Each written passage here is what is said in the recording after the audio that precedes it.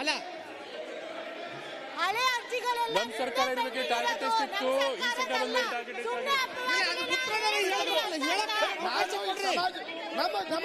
ನಿಂತಿದ್ದಾರೆ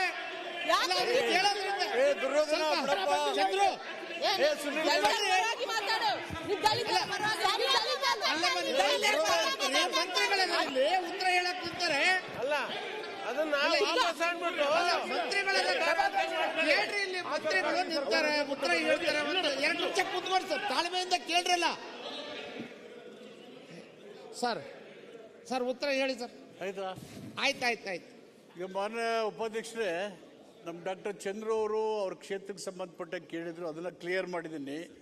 2 ಬೋರ್ವೆಲ್ ಕೊಡಬೇಕು because of administrative ಮತ್ತು ಇನ್ಕನ್ವೀನ್ಸ್ ಆದ್ರಿಂದ